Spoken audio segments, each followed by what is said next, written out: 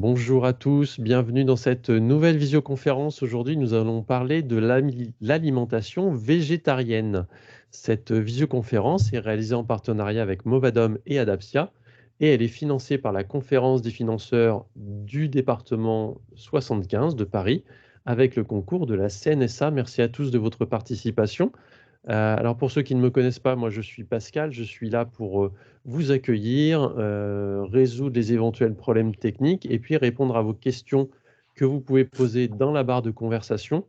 Et puis à la fin de cette visioconférence qui est en direct, vous pourrez, nous poser vos questions hors enregistrement. Et puis, bah, si vous nous regardez en replay sur YouTube, n'hésitez pas à vous inscrire pour nos prochaines visioconférences sur le site movadom.eventbrite.com pour pouvoir interagir avec l'intervenant. Et puis, si vous avez aimé cette visioconférence en replay sur YouTube, n'hésitez pas à mettre un petit pouce sur la vidéo et puis à vous abonner à notre chaîne. Laure, qui est notre intervenante du jour, je te laisse te présenter rapidement et prendre la main et dérouler tes diapos. Donc, bonjour à tous, vous m'entendez bien? Donc je suis Laure Compas, je suis Parfait. diététicienne nutritionniste et aujourd'hui nous allons parler alimentation végétarienne. Heu, donc j'ai pas la commande Pascal. Alors, tu as pas la commande. Eh ben, c'est pas grave, je vais passer les petites diapos.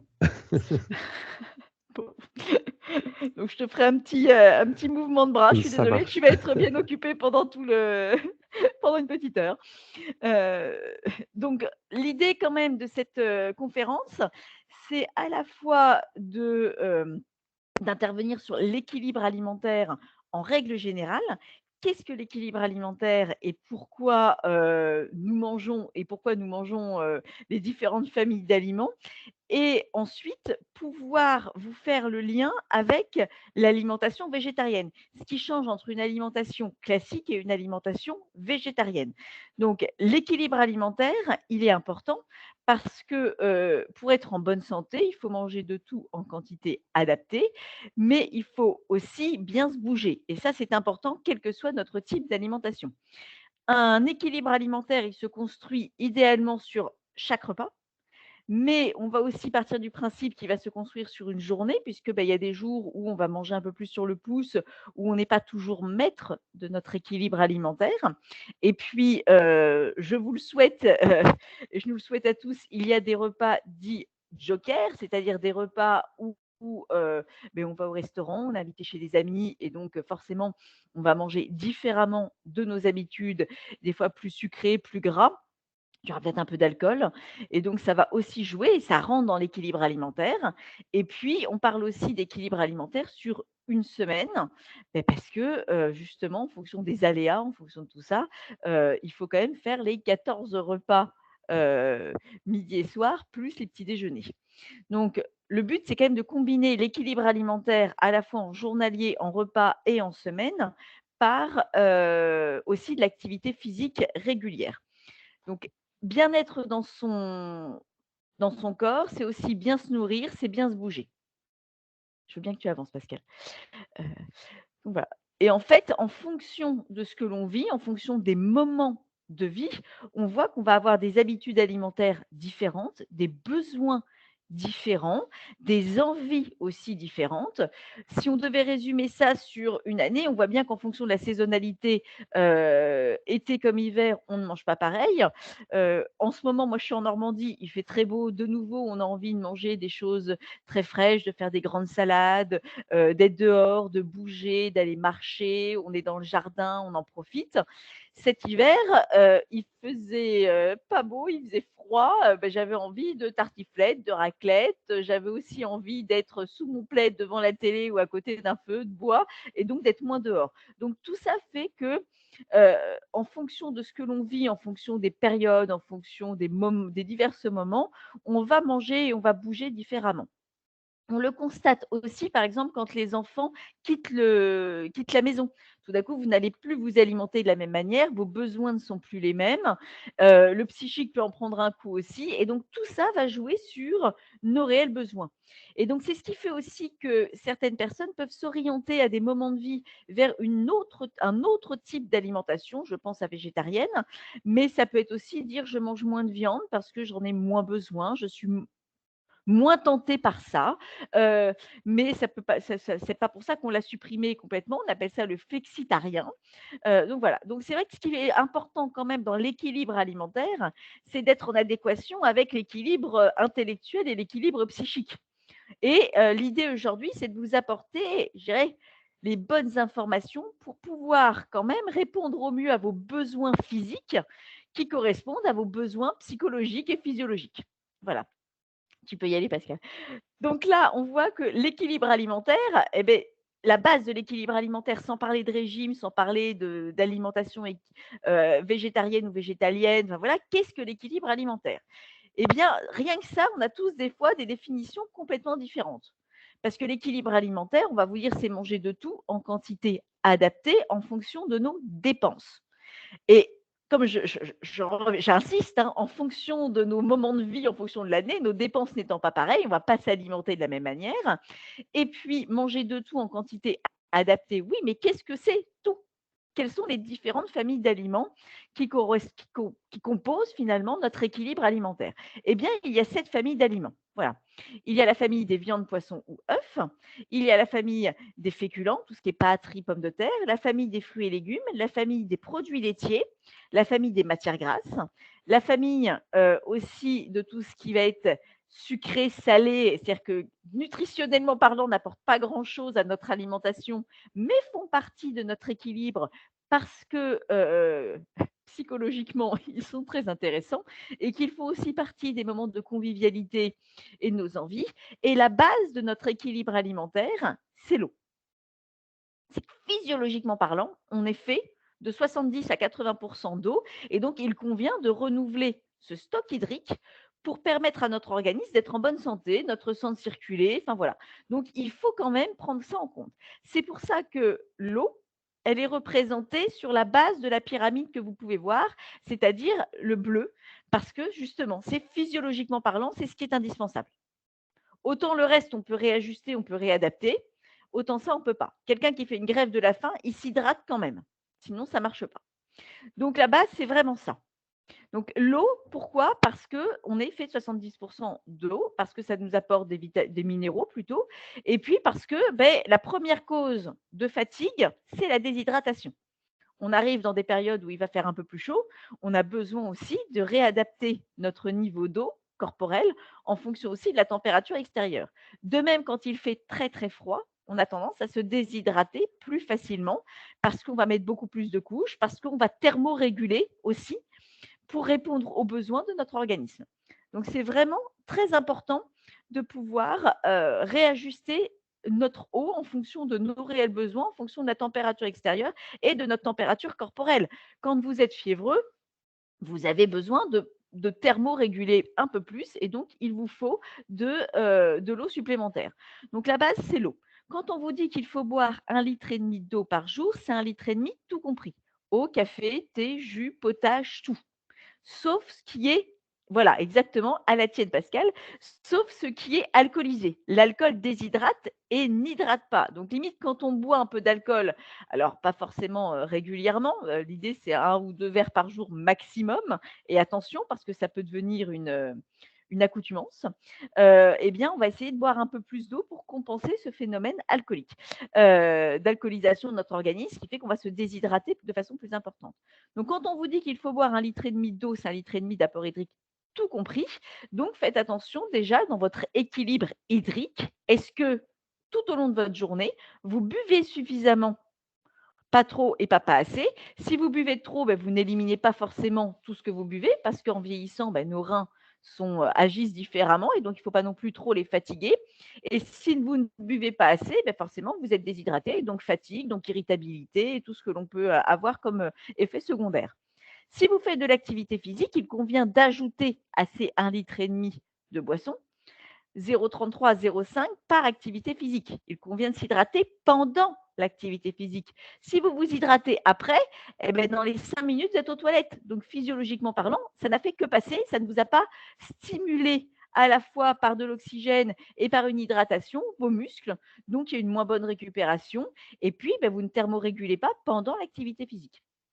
Donc, c'est vraiment 1,5 litre de boisson, majoritairement de l'eau si possible, parce que l'eau contient des minéraux et acalorique. Il n'y a pas de calories dans l'eau. Alors que si vous prenez du jus de fruits, si vous prenez du lait ou ce genre de choses, il y aura des calories. Donc voilà. Et puis vous ajoutez environ 0,33 à 0,5 pendant l'activité physique. S'il se mettait à faire très très chaud, le but c'est pas non plus de s'inonder. Donc, vous pouvez rajouter 0,5 à 1 litre en fonction de la température extérieure, sachant que votre alimentation va vous apporter aussi plus de crudité, plus de fruits contenant beaucoup d'eau, melon, pastèque et ce genre de choses. Donc, pensez à ça aussi. Donc, ça, c'est la base. Après, vous avez la famille des féculents. Les féculents, ce sont tout ce qui est pain, pâtes, riz, pommes de terre, blé, semoule, tout ce qui est lentilles, haricots blancs, haricots rouges et légumes secs. Tout ce qui va être aussi farine, céréales, tout ce qui va être également, les dérivés. Vous mangez une part de gâteau, vous mangez une pizza, c'est de la farine. Vous mangez, des céréales petit déjeuner ou des biscottes ou ce genre de choses, c'est considéré comme la famille des féculents. Cette famille des féculents vous apporte de l'énergie disponible longtemps après l'avoir ingérée. C'est pour ça qu'on appelle ça féculents. C'est-à-dire qu'ils vont être digérés dans les 3 à 4 heures qui suivent le moment où ils ont été ingérés. C'est ce qui fait également que vous allez avoir une sensation de rassasiement, de ne pas avoir faim pendant ce temps-là.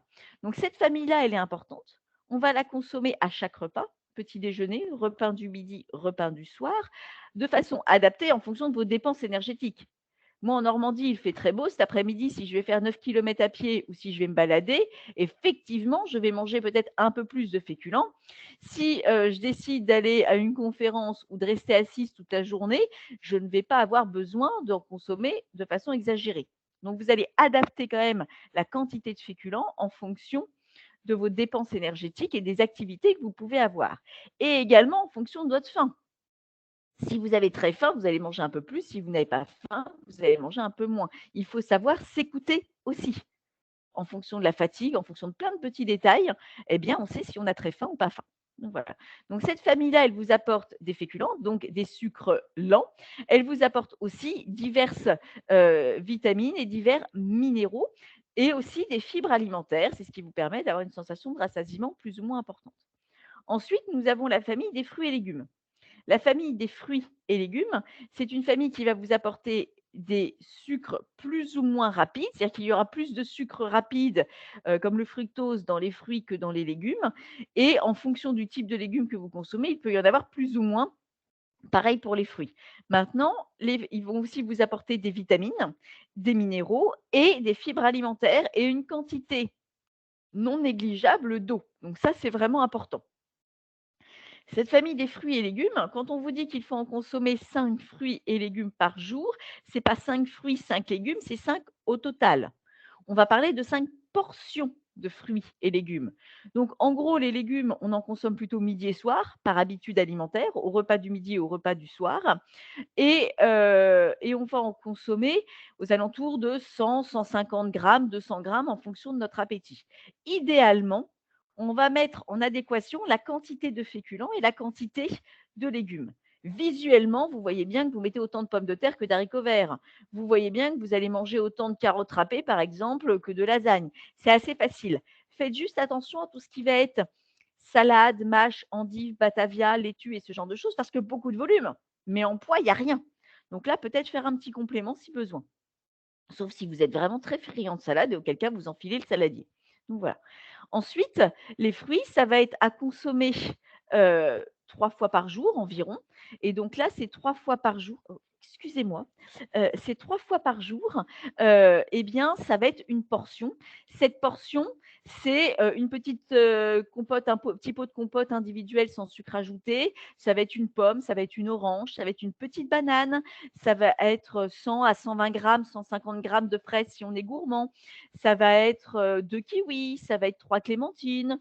Ça va être un tout petit verre de jus. Si vous pressez une orange, vous voyez bien ce que ça donne dans le verre. Auquel cas, n'abusez pas. Si tous les matins vous vous prenez un grand verre de jus, vous avez au moins l'équivalent de 3 à 4 portions de fruits, donc de fructose. Et ce sucre est digéré rapidement par votre organisme. Donc s'il n'y a pas d'activité physique suffisamment intense après, il va être stocké sous forme de matière grasse. Donc faites attention à ça. Les fruits et les légumes, il convient de les consommer de saison, à la fois pour l'aspect pécunier, et puis aussi parce que ce que nous apporte la nature en ce moment, c'est ce qui nous permet d'avoir le plus de vitamines et de minéraux. Si je consomme des tomates en plein mois de décembre ou des fraises en mois de décembre, déjà gustativement, il y aurait à redire. Au niveau budget, alors là, c'est hors budget. Et en plus, vous n'optimisez pas la quantité de vitamines et de minéraux. Le petit indicateur aussi qu'on peut avoir sur les vitamines et les minéraux, ça va être tout ce qui est produit en conserve ou en surgélation, puisque ces produits-là vont être cueillis et mis en conserve ou en surgélation dans les 2 à 3 heures après le moment où ils ont été cueillis. Donc la perte en vitamines, il y en a pas.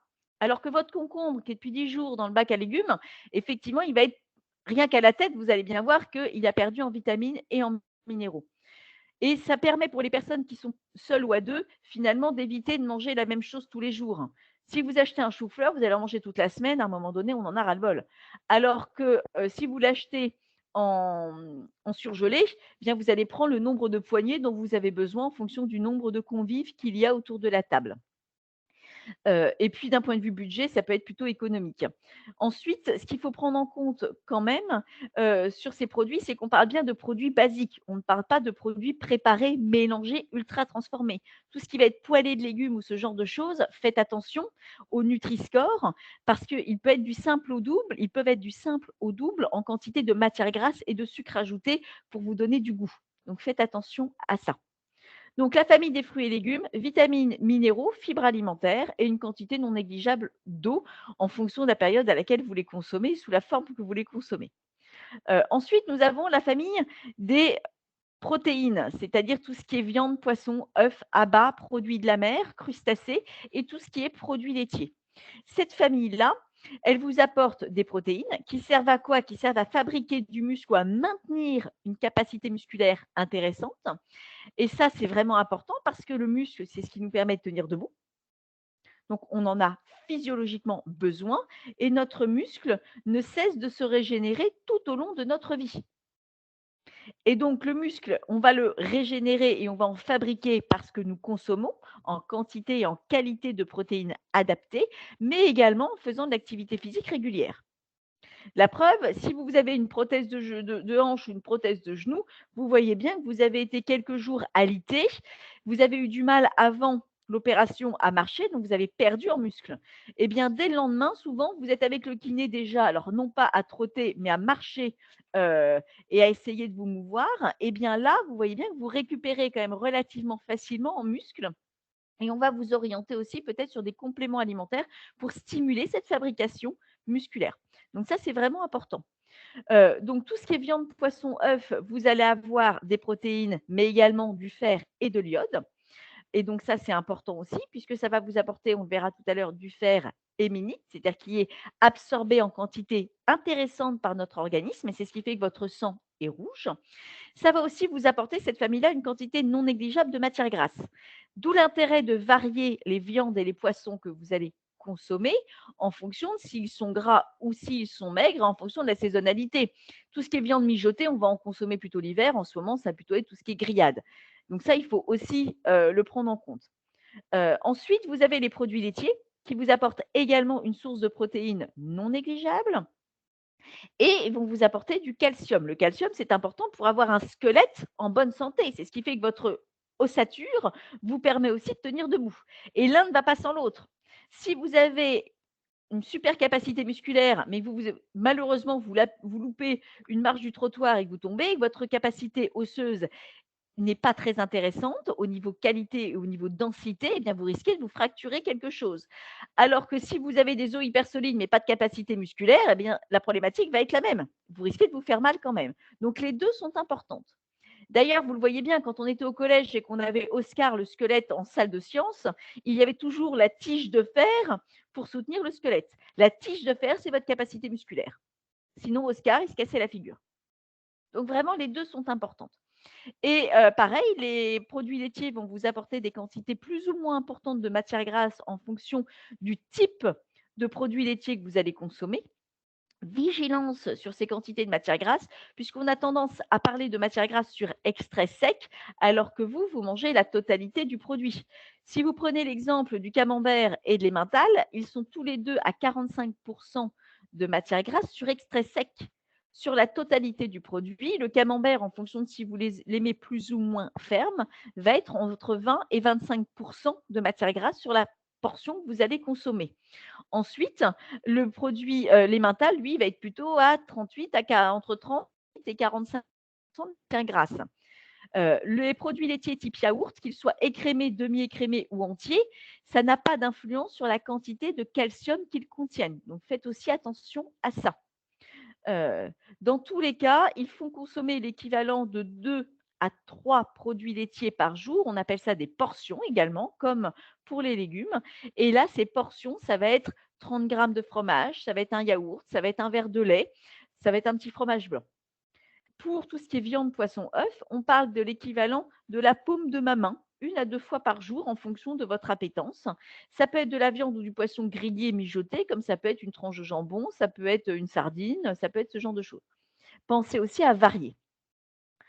Les matières grasses ajoutées, ce que j'appelle ajoutées, c'est-à-dire qu'elles ne sont pas, on a vu qu'on en avait dans tout ce qui était viande, poisson, œufs, abats, produits de la mer et produits laitiers. Là, ce sont les matières grasses que vous allez ajouter à vos préparations, soit pour éviter que tout ce qui est viande, poisson, œufs adhère à la poêle, ou pareil pour les légumes, soit pour donner du goût. Donc là, les huiles, ça va être les huiles, ça va être le beurre, la margarine et la crème fraîche. Les huiles, quelle que soit l'huile que vous consommez, elles sont toutes à 100 de matière grasse. Ce qui va varier, c'est les acides gras essentiels qui composent ces matières grasses. Essentiels parce que vous ne les fabriquez pas. Donc, on en a besoin. Et certaines matières grasses type huile vont s'utiliser à froid, d'autres vont utiliser à chaud.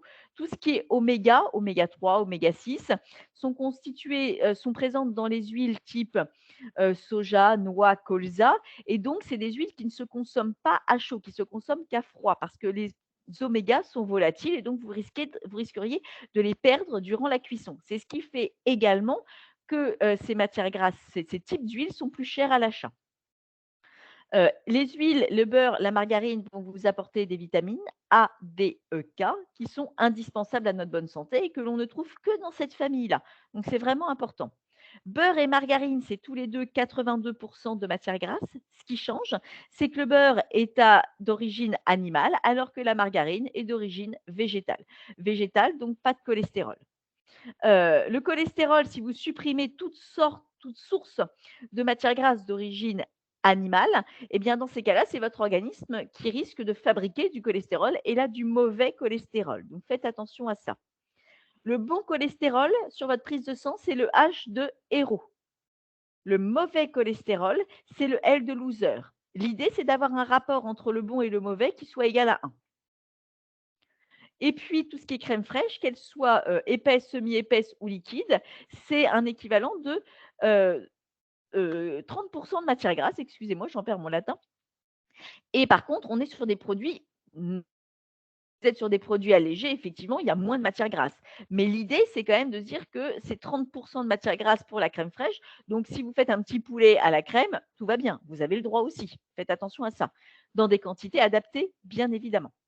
Ensuite, nous avons tout en haut, on a vu la famille, tout ce qui est sucreries, salés, chips et ce genre de choses, qui nutritionnellement parlant n'ont vraiment aucun intérêt, puisqu'il n'y a pas de vitamines, il n'y a pas de minéraux, il n'y a pas de ce genre de choses. Par contre, gustativement, alors là, c'est vraiment important. C'est ce qui fait la différence, par exemple, sur votre tartine de pain le matin avec un peu de confiture. C'est ce qui fait que, le petit carré de chocolat avec le café fait qu'on va avoir un petit moment, sympathique et tout doux en fin de repas. Voilà, maintenant on est d'accord, c'est en quantité modérée et avec modération, et c'est ce qui fait aussi que, on a le plaisir à le manger. Si on en mange beaucoup tout le temps, finalement, on n'a plus de plaisir et il en faudra toujours plus. C'est pour ça que l'équilibre alimentaire, c'est ce que j'appelle la règle des 5. À chaque repas, une source de viande, poisson ou œuf, une source de légumes, une source de féculents, une source de produits laitiers et un fruit. On va voir tout de suite que s'il n'y a pas de viande, poisson ou œuf, ni de produits laitiers. Qu'est-ce que l'on fait pour maintenir l'équilibre alimentaire? On a vu qu'il fallait boire suffisamment, à hauteur d'1,5 litre à 2 litres d'apport hydrique, tout compris par jour. Et la base, c'est quand même de manger tranquillement. Plus vous prenez le temps de mastiquer et de manger tranquillement, plus la sensation de rassasiement après repas sera intéressante et plus vous allez aussi réguler les quantités et vous écouter de combien j'ai faim, de combien j'ai besoin de manger. Pour l'équilibre alimentaire avec une absence de viande, poisson ou œufs et ou de produits laitiers, on va le voir après, eh bien effectivement, c'est des phénomènes de mode, de réflexion, d'idéologie. Et comme je le disais tout à l'heure, la tête et ce que l'on vit à un moment ou un autre de notre vie, en fonction des différents moments de notre vie, fait qu'on peut être amené à faire des choix alimentaires différents. Le but, c'est d'être astucieux dans ces choix alimentaires et de comment je permets quand même de maintenir un équilibre qualitatif et quantitatif pour que mon organisme soit en bonne santé. D'accord? Tu peux passer Pascal. Donc souvent on parle de régime végétarien ou de régime végétalien parce qu'en fait on supprime une famille d'aliments et donc à partir du moment où on supprime une famille d'aliments, on n'est plus sur un équilibre alimentaire standard, on est sur un régime alimentaire et donc l'idée, c'est de vous apporter les astuces pour pouvoir structurer cet équilibre, ce régime alimentaire pour qu'il devienne un équilibre cohérent. Voilà. Donc l'équilibre, c'est de manger de tout en quantité adaptée. Donc on fait la nuance entre le régime végétarien et le régime végétalien. Le régime végétarien, c'est sans viande, avec ou sans poisson, avec ou sans œufs. Voilà. Donc on va faire un point sur ce que nous apporte cette famille alimentaire et comment je fais pour apporter par d'autres familles les mêmes apports dont mon organisme a besoin. Donc, l'intérêt nutritionnel de viande, poisson ou œuf, enfin viande en tout cas, ça va être le sélénium, le zinc, les protéines, on l'a vu tout à l'heure, les acides gras en plus ou moins grosse quantité en fonction du type de viande, poisson ou œuf que vous allez sélectionner, des vitamines du groupe B, particulièrement B9 et B12, et puis du fer héminique. Je vous en ai parlé tout à l'heure, le fer héminique, c'est un fer spécifique qu'on trouve principalement dans la viande, et il est héminique parce qu'il va être absorbé majoritairement par notre intestin et de façon le plus complète possible. C'est-à-dire que sur du fer, la quantité de fer que vous apporte la viande, vous allez quasiment absorber 80-90 de ce fer. Donc c'est important aussi pour que vous ayez un sang bien rouge et pour que vous ayez du tonus. On voit bien une chute de fer au niveau de la prise de sang, on voit bien qu'on n'est pas bien, qu'on est fatigué. L'intérêt nutritionnel de tout ce qui est poisson, fruits de mer, ça va être les protéines, on l'a vu tout à l'heure, les acides gras, donc et ça, on l'a vu aussi tout à l'heure, plutôt des oméga 3 et des oméga 6 sous cette forme d'acides gras, donc c'est quand même intéressant. On a des vitamines A, D, E, K et on a du sélénium, du zinc et de l'iode. Et on a de nouveau ces vitamines du groupe B. Les vitamines du groupe B, B9 et B12, elles sont vraiment très intéressantes. C'est ce qui régule aussi le côté un peu moral. Souvent, on a des jeunes adultes qui suppriment complètement tout ce qui est viande, poisson ou œuf et en fait, on voit bien qu'elles sont limite un peu, molles, pas d'entrain, rien, un côté, légèrement dépressif et en fait, souvent, c'est parce que, comme elles sont encore en phase de croissance eh bien, on voit bien que le quota n'est pas bon et donc on va supplémenter à ce niveau-là. Ensuite, nous avons pour l'œuf, on a les protéines, on a des acides gras, on a du soufre, on a du sélénium, du phosphore et du fer et toujours ces vitamines du groupe B qui sont vraiment très intéressantes et bonnes pour notre équilibre psychique. Donc, sur ce régime végétarien, en fait, en fonction de c'est avec, sans viande, sans œufs, voilà, on a différents noms pour, ce type de régime. Donc le régime végétarien, le régime PESCO, c'est sans viande, mais on va consommer certaines chairs de poisson et de crustacés, des mollusques et on a ou pas des œufs. Ensuite, nous avons le régime ovo, végétarisme, donc c'est-à-dire que là, il y a pas de viande, pas de poisson, pas d'œufs. Et donc on a les alternatives. Qu'est-ce qu'on fait si on ne consomme pas de viande, poisson ou œuf? Eh bien, si on ne consomme pas de viande, poisson ou œuf, je reprends ma pyramide et là, vous voyez qu'il y a eu quelques modifications. Il y a quelques modifications, mais la base, comme je le disais tout à l'heure, reste quand même l'eau. Ça, c'est vital. Donc la base, ça reste l'eau. Ensuite, au lieu d'avoir les féculents en premier, nous allons avoir tout ce qui est fruits, la famille des fruits et légumes. Tout simplement parce que les fruits et légumes vont vous apporter des vitamines, des minéraux et donc tout ce qui est zinc, sélénium, tout ce qui est, vitamines, on va en avoir besoin et tout ce qui va être mes vitamines du groupe B, eh bien, on va les retrouver aussi dans tout ce qui est fruits et légumes. Et c'est pour ça qu'on va manger plus de légumes. Attention sur la quantité de fruits quand même en fonction de la dépense énergétique que nous allons avoir, pour essayer de compenser le sélénium, le zinc et également tout ce qui va être les vitamines du groupe B et les autres vitamines également et les fibres alimentaires. Et puis, il faut quand même qu'il y ait une sensation de rassasiement. Ensuite, nous avons la famille des féculents. Mais cette famille, elle va vous apporter aussi des vitamines, entre autres aussi du groupe B, un peu de zinc, un peu de sélénium, mais en quantité un peu moindre et surtout elles sont plus caloriques, donc il faut faire attention aussi à ça. Donc c'est vrai aussi que les personnes qui ne consomment pas de viande, poisson ou œufs, eh bien vous allez devoir surcompenser dans tout ce qui va être, végétal via les féculents et via les légumes et donc ça implique quand même des quantités qui sont un peu plus importantes et donc de la préparation plus importante aussi parce qu'il faut que ça ait du goût, que ce ne soit pas trop sec. Et puis, il y aura quand même la famille, des produits laitiers qui est présente, qui va vous apporter un peu de protéines et du calcium.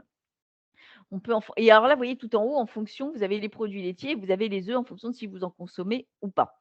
Ce qu'il faut savoir, c'est qu'en tant que végétarien qui ne consomme pas de viande, poisson ou œufs ou très peu ou pas en quantité, suffisante, la famille des féculents a son importance et on va la doubler cette famille. C'est-à-dire que les féculents vous apportent tout ce qui va être acides aminés essentiels. Essentiels parce que votre organisme ne les fabrique pas et donc par contre, ils vont à vous apporter que 7 à 8 acides aminés essentiels sur les 9 dont vous avez besoin. Donc, on va jouer sur une complémentarité de cette famille d'aliments en disant, par exemple, pois chiches avec du riz, haricots rouges avec, je ne sais pas moi, des pâtes, pommes de terre avec, par exemple, en gratin avec, une béchamel de pois chiches pour pouvoir avoir cette complémentarité et réussir à avoir les 9 acides aminés essentiels dont nous avons physiologiquement besoin pour avoir une protéine végétale qui soit similaire à celle d'un œuf, puisque c'est la référence, et donc pouvoir maintenir notre capacité musculaire ou la fabriquer si on en avait besoin. Donc c'est vraiment ça qui est important. Donc là, on voit que c'est cette association légumineuses céréales ou double famille de féculents qui va nous permettre d'avoir cette complémentarité d'acides aminés et nous permettre d'avoir un équilibre protéique suffisant et en adéquation avec ce que l'on aurait eu si on avait consommé la référence œuf. Donc, cette association nous permet d'avoir une complémentation en vitamines du groupe B, en acides aminés, je vous en ai parlé, et en fibres alimentaires. Et on va avoir du fer, mais qui est non héminique, c'est-à-dire qu'il va être absorbé beaucoup moins facilement et en quantité beaucoup moindre que ce que l'on peut avoir sur de la viande. Donc, c'est pour ça aussi que cette association nous permet de compenser un peu plus et il faut quand même en consommer aussi via les végétaux type légumes et fruits. Quand Popeye, il vous dit qu'il mange des haricots verts et c'est pour ça qu'il est riche et qu'il a plein de fer, en fait, c'est parce il mange la boîte de conserve. Si vous regardez bien le dessin animé, il s'enfile la boîte de conserve.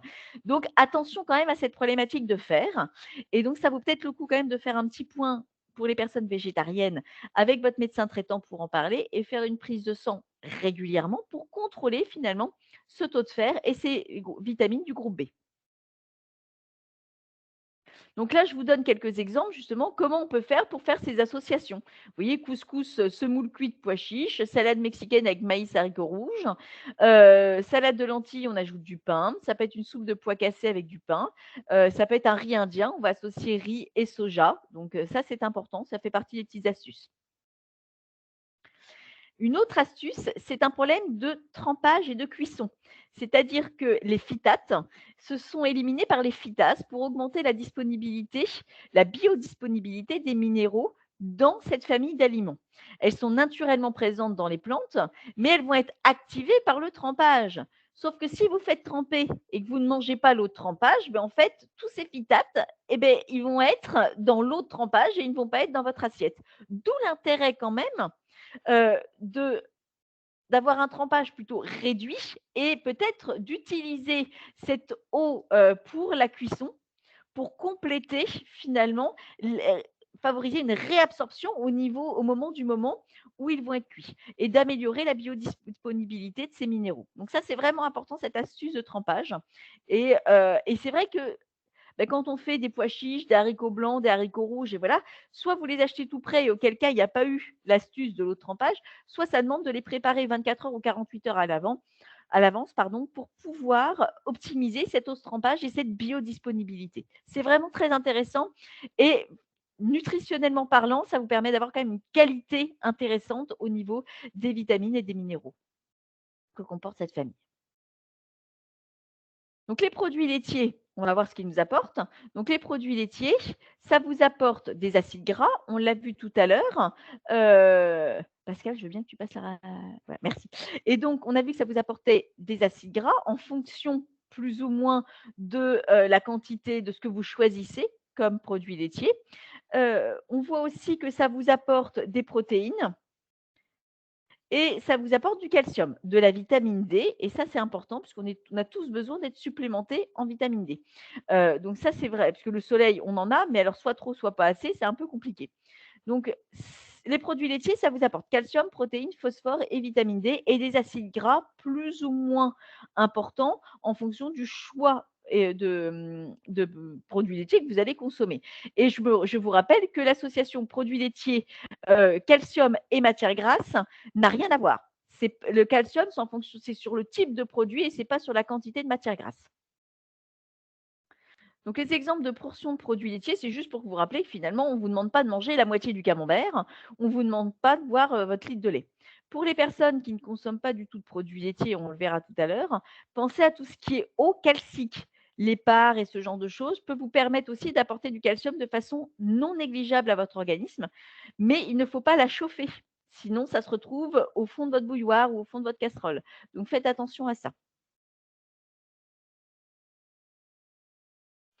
Donc, on peut doubler la portion de produits laitiers par repas pour potentialiser les apports en protéines.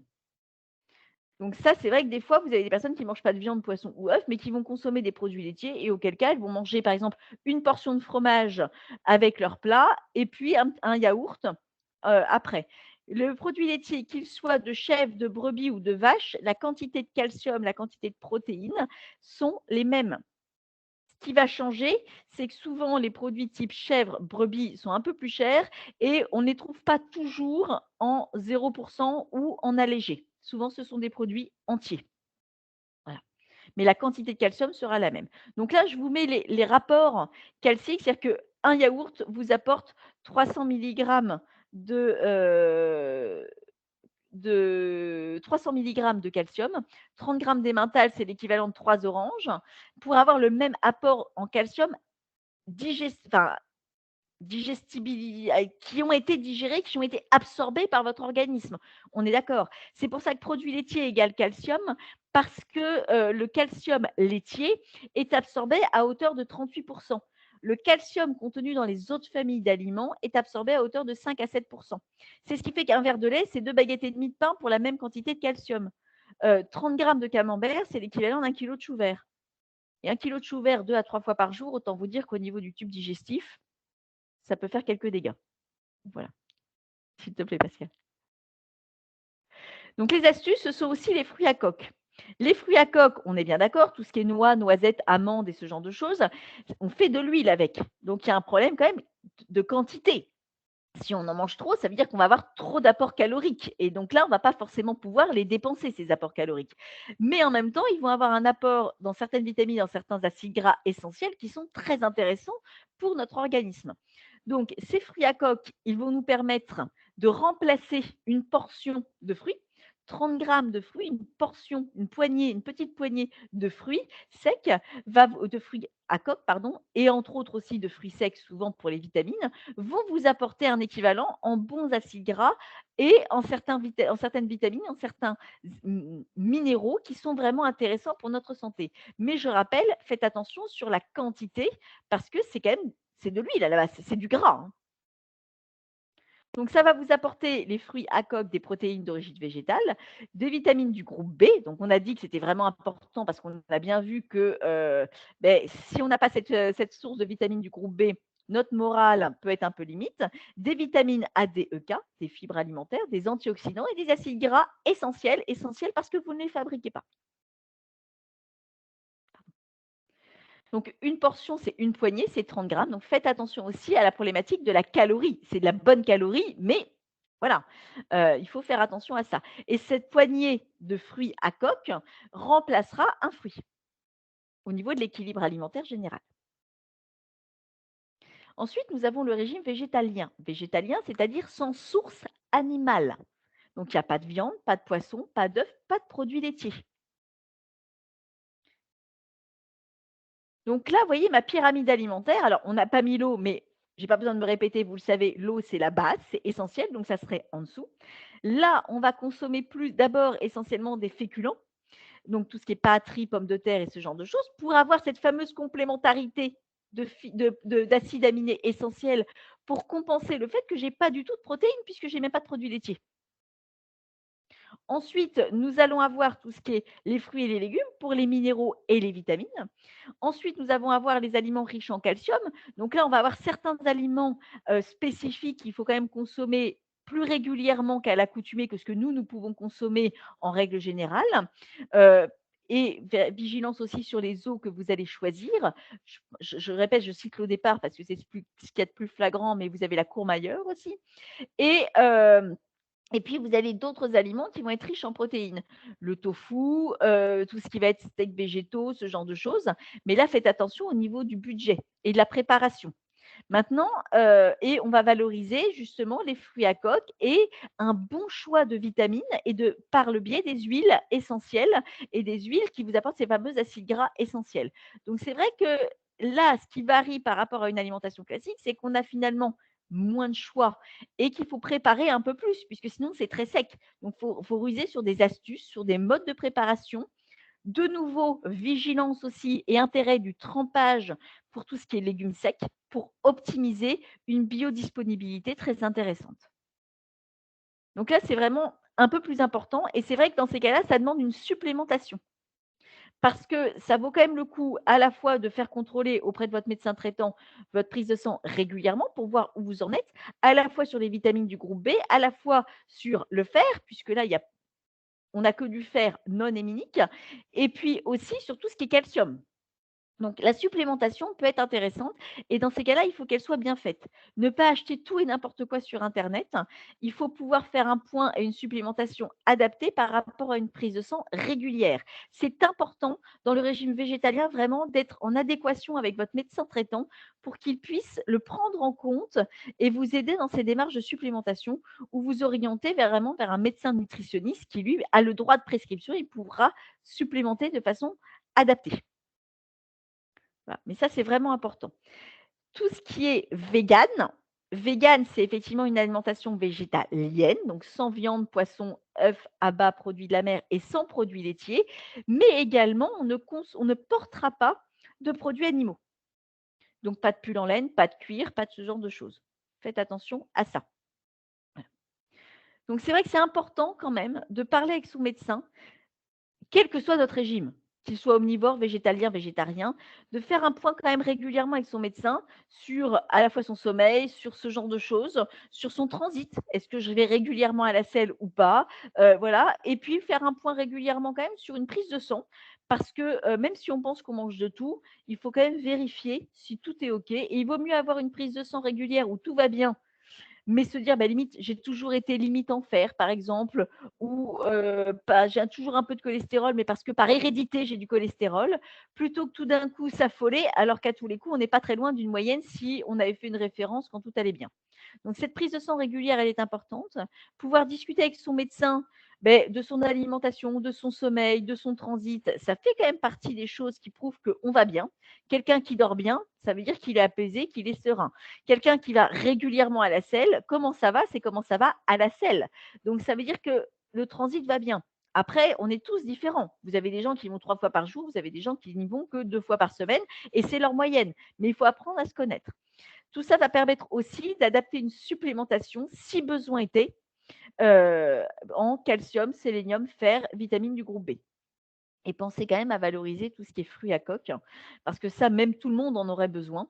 Et si vous aimez manger un peu de poisson, une source de maquereaux ou de sardines une fois par semaine vous permet d'avoir un taux d'iode en adéquation avec nos réels besoins. On est tous carencés quasiment en iode et en vitamine D. Donc faites attention à ça. Quel que soit notre choix alimentaire, une activité physique et ou sportive régulière est importante. Quand je dis activité physique, c'est marcher, bouger, faire du jardinage, faire du ménage, porter des charges de temps en temps. Et sportive, on va augmenter une intensité. Ça fait partie aussi d'un gage de bonne santé, de potentialisation de notre muscle et d'avoir un squelette qui est dynamique. J'insiste quand même sur la relation privilégiée avec le médecin traitant. Si on peut en avoir un, parce qu'on est, nous en Normandie, c'est compliqué d'avoir un médecin, mais c'est vrai que ça vaut quand même le coup de faire un point sur son dossier. Et des fois, un médecin qui part en retraite, ça peut être compliqué parce qu'on se dit: «Oh là là, comment on va faire?» mais c'est peut-être aussi l'occasion de refaire un point complet sur ses traitements, sur, une prise de sang. Éviter l'automédication et l'autosupplémentation. Parce que ça, il faut vraiment avoir une référence, il ne faut pas faire tout et n'importe quoi, sachant qu'à la fois notre organisme est bien fait, donc si vous faites une auto-supplémentation trop importante, vous allez vulgairement pisser l'excès, sauf qu'à un moment donné, ça veut dire aussi que vous fragilisez vos reins. Faites attention à ça. Et il est important de se connaître, de s'écouter et d'être en adéquation à ce qu'on a envie de vivre. Si vous préférez, être flexitarien, supprimer la viande, le poisson ou les œufs, et les produits laitiers pour diverses raisons, ça vous regarde. Par contre, faites-le correctement, de façon encadrée et dans des bonnes conditions. Voilà, et misez sur la qualité aussi des aliments que vous allez consommer. Donc la base de l'équilibre alimentaire, c'est que le psychique aille bien, donc le sommeil, donc le transit, et d'avoir un équilibre alimentaire le plus adapté possible à notre psychique et à notre besoin vital, à notre organisme. Je suis à votre disposition pour quelques questions et effectivement, pensez quand même la base, je le répète, c'est l'eau. Pensez quand même à évaluer combien vous buvez au total en ce moment par jour et être vigilant sur le fait que la déshydratation, c'est la première cause de fatigue. Faites l'expérience de la bouteille vide. Vous prenez une bouteille d'1,5 litre vide et sur 2-3 jours représentatifs, semaine et week-end, puisque le week-end, c'est encore un autre rythme, à chaque fois que vous buvez quelque chose, vous mettez l'équivalent de ce que vous avez bu dans cette fameuse bouteille pour vous rendre compte de combien vous la remplissez, trop, pas assez en fonction des jours, et de combien il faut réguler pour arriver à 1,5 litre à 2 litres, tout compris par jour.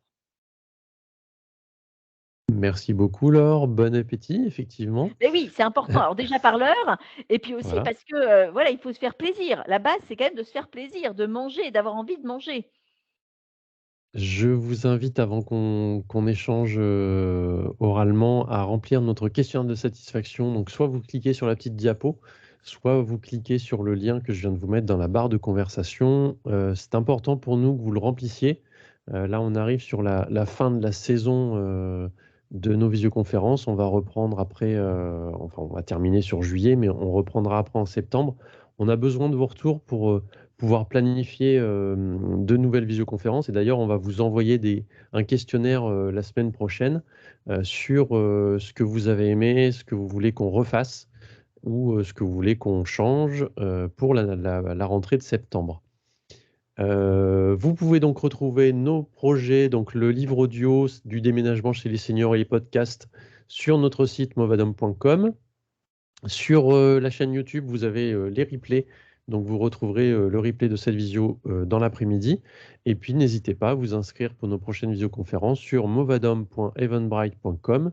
Vous avez le listing de toutes les prochaines visioconférences, vous cliquez sur celle qui vous intéresse pour vous inscrire et recevoir des petites notifications pour vous connecter à l'heure. Notre prochaine visioconférence, c'est la semaine prochaine, mercredi, 31 mai à 10h30. On apprendra comment voyager avec son animal de compagnie, parce qu'il y en a qui ont des animaux de compagnie et qui, ne veulent pas voyager. Ça peut être compliqué des fois. Donc, on aura, plein de petites astuces pour ça. Merci encore à Laure, merci à la Conférence des financeurs du département de Paris, merci à la CNSA. Si vous avez la moindre question, un petit mail à contact@movadom.com et on se retrouve tout de suite pour des questions. Merci beaucoup Laure. Merci, bonne journée à tous. Bonne journée, au revoir.